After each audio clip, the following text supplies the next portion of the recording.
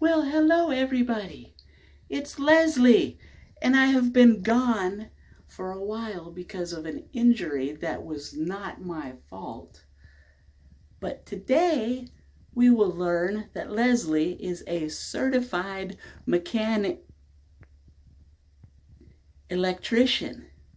So, first things first, if you have a little thingy with holes and you plug your plugs into it and it doesn't work, and your little doohickey thing doesn't work, get rid of it.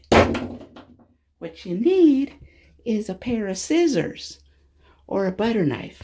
And really, all you gotta do is take and just kind of stick